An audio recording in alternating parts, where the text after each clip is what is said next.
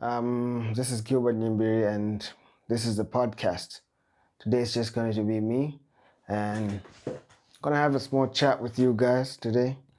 Um, really dive into a few things, especially now that D Rose is retired. It's got me into reflect about a few things, and I want to share those things with you today. But before we start, and I'd like to thank all of you who support the channel on TikTok, Instagram, YouTube, WhatsApp. Thank you so much. I mean, it gives me the confidence to produce more things like this. It's really a pleasure to know that people have can spend the time watching at least 5 seconds or 10, 15, excuse me, whatever time you might have to spare for this content. Now, so today's topic is really about setting the standard, and I really got into thinking about this after Derrick Rose retired from the sport of basketball. You know, after about 16 years of a professional career, and I mean, the accolades speak for themselves. An MVP, has been to the playoff multiple times, and able to reach the playoff finals as a young player as well. Before the age of, I think it was before 25, he was already dominating the league. So yeah, the most important thing about D Rose's career is what it meant at that time, and especially for what the NBA represented, because at that time the best players were obviously there was LeBron, we had KD, we had obviously KD was still young, but I'd say Kobe was mature then. He was really advanced in his game. Um, Dwight Howard was there. So D Rose came into the league at a time when um, the league knew what to expect from its best players, and what kind of player was going to be able to dominate. You know, someone who spent 5 years in the league, someone who'd played under a veteran, and it was very rare to see someone come into the league and then dominate immediately. So D Rose combined the skill of athleticism, ability to change directions with, you know, his great instincts for finding pockets of space. You know, when I read his book, Pooh, he talked about not being too detailed in his training, only wanting to use his instinct. And when he played, you could actually tell that this player kind of plays from instinct, looking at how he changed directions, because he wasn't the flashiest of guards. He wasn't the most. I mean, his skill package is. I mean, it's not the most appealing to the eye. It does the job. It works.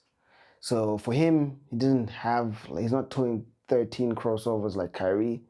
He's just using one move, and with that one move, he gets by and goes to that space and finishes with whatever comes to his mind. If he sees a defender in front of him, he's able to twist his body and find that pocket of space. So his great instincts combined with athleticism created a very dangerous player, one that would cause a lot of havoc for NBA veterans. Enough so that he earned him an MVP, most valuable player of the NBA. Youngest ever, man. I think it was 21, 20, I think it was 23. I forget the age, but he was really young. He was still the youngest to this day.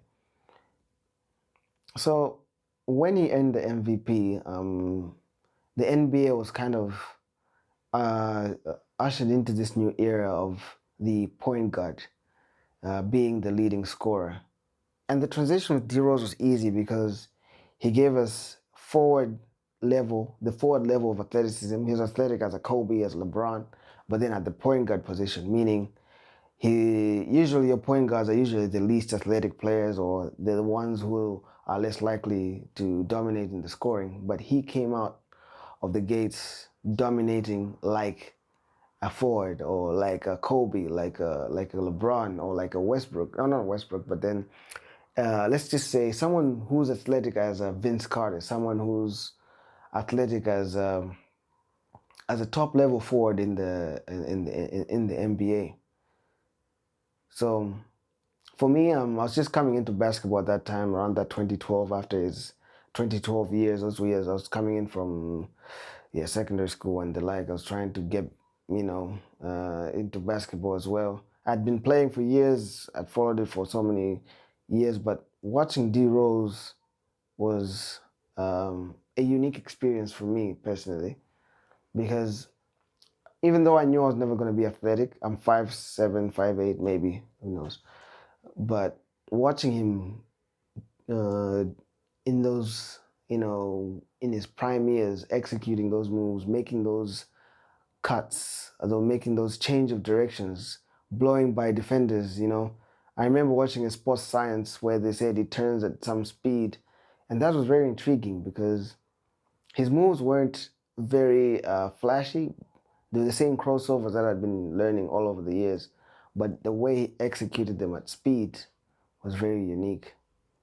And yeah, that set me on a path because I wondered how a human being could be so fast, so athletic, yet so poised in those moves as well. So I started to search for more players on YouTube, obviously, and I stumbled upon a player named Nate Robinson. So at this time, every team was trying to find an athletic point guard who would play at the level of a forward. Let's just say someone like a LeBron James and those kinds of players. So I knew I couldn't get to the level of D Rose, so I was searching for players who play like D Rose, who can at least distill the game to at least, let's call them simpler concepts, to see what they do to get to that level. You see, like, okay, you're trying to be D Rose. The D Rose is the standard of the NBA, so we're all trying to be like D Rose. So I was watching the players who are trying to be like D Rose. So that was Nate Robinson for me. He was athletic point guard. He was about 5'8", 5'9", just like myself. He was very strong as well, very strong. He used to play American football, could shoot the ball, could drive. But one thing he also had was that same level of athleticism that you get from a D Rose. So for the first time in my life, I had, not first time in my life, I don't want to make it seem as if it's some miraculous thing, but for the first time in my young life, I had felt the need to work on my game, to say that, okay, maybe if I do the things that Nate Robinson did, because does. I watched his documentary, watched the routine that he was working on. I was like, what if I tried this to improve my own game and see how it goes? I didn't know where I was going to go with the game. Maybe NBA. NBA dreams are always there for everyone, but you still want to test yourself, test your limits, and those years were the first time. Was those years was at least the first time for me when I uh, tried to test my limits and to see whether I could really improve myself and to really see how far I could enjoy the game of basketball. For the most part, I had like mostly a casual attitude towards the game because the excuse was I was short. I'll just play the game for fun. I'll never amount to anything. But watching these players, D Rose and Nate Robinson, was very important for me because it allowed me to believe that basketball was possible for me. That even if I worked on my game, I'd end up to the level of guys who are at least taller than me. And at least I'll be able to compete that way as well, using speed, change of directions, etc. So fast forward now, we're still in 2012, maybe September. I've been working out for months, doing this thing at my backyard at home in the evenings. I started to see results and develop my jump shot as well. And seeing those results and people applauding you, saying that, oh man, you're such a good player, not knowing that months before you were not really any good, was a very encouraging thing for me because now people started to believe in your output. People started to believe in what you could do for the game, what you could do for them. So yes, it might not be a contract or whatever, but those comments and those statements towards me were like I wouldn't say the validation, but they were confirmation of the work that I had done. People thought I had the innate ability, but the work that I did behind the scenes, trying to get more competitive, was what led me to that point, led to those comments, led to those recognitions. Eventually led me to playing for a team called High Flyers in 2012. I was very young at the time, I think I was 16. And I was able to play on a few games with them. I had a good jumper, not athletic at all, but the work that I'd done in the background started to put me at that level of those players in the big league. So really transitioning from a casual player to someone sort of a semi-serious player was a huge turning point for me. And it was really in that era of the D Roses and the Nate Robinsons that allowed me to at least make the transition into taking the game seriously. And for most casual players, you ask them, why do you play? Oh, I play for fun, play for fitness. Yes, for the serious players, they say they play to win, but there's something when you play the game to improve yourself, whether it's for winning or whether it's just for fitness. But when you take the leap into really taking that thing seriously, or not serious, I'm running away from the word seriously, but where you are expected to produce, where you expect yourself to produce a result, that's when the game becomes more interesting because now the stakes are set. You know, you give stakes, you put the game on stakes, whether you lose or win. You know, the losing and winning becomes a byproduct of your actions. So let's say if you lose after working so hard, that's understandable because you know maybe there are factors outside of your control. But in a case where you have all the variables at your control and you failed to control them and failed, that's more of a shame than really taking a chance and trying to fight for the opportunity to make yourself better. And that's the biggest basketball. That's the biggest thing that gift that basketball has given me. Is a reason to improve myself, a reason to challenge myself, a reason to say maybe I can do this, maybe I can do that, and that extends to other fields of life as well, and work, school, and you name it. Um, Basketball helps you develop a sense of determination because it's the kind of sport where it's not easy to master. It means you have to take time to build those skills so that you can use to at least have an impact on the game.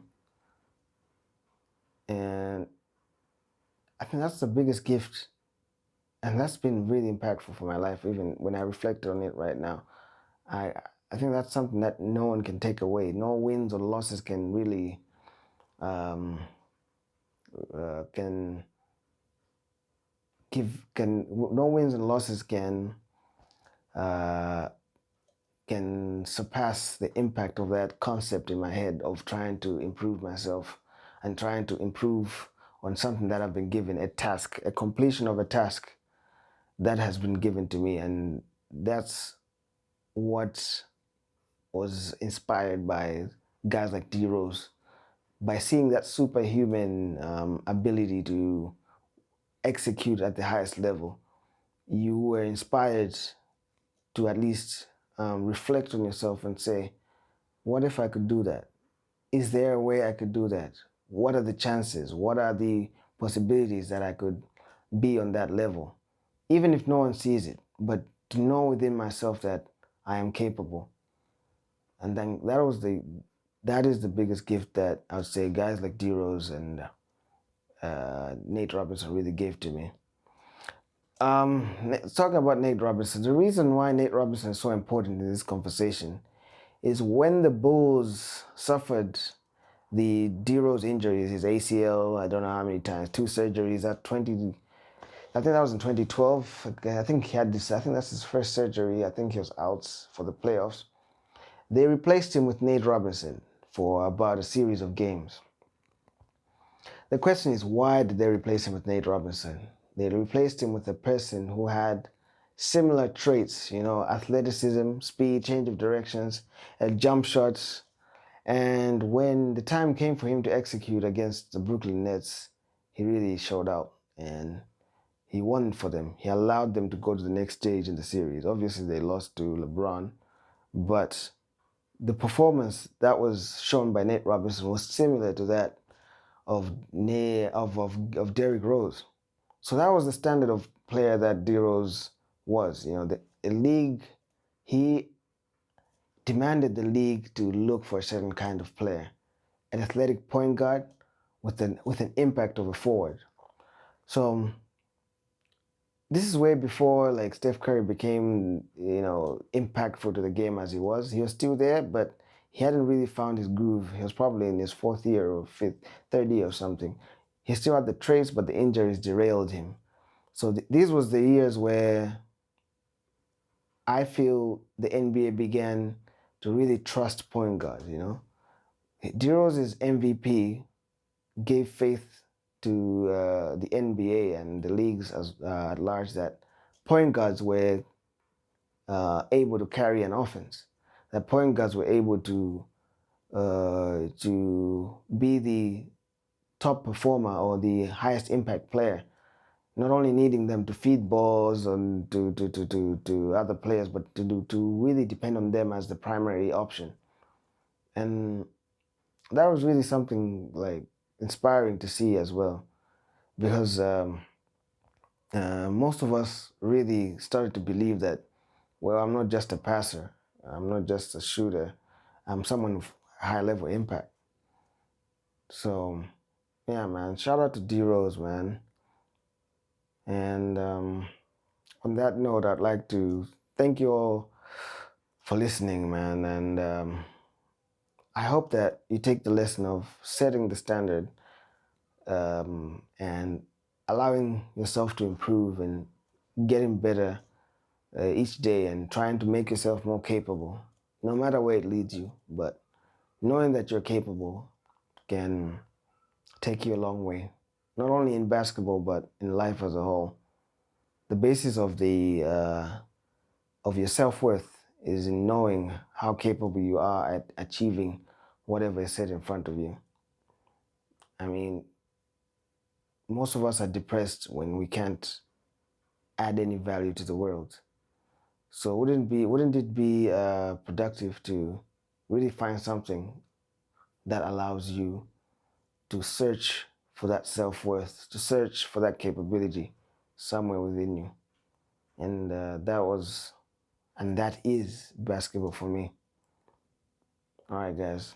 On that note, we have to end it. Thank you for listening. Have a good one.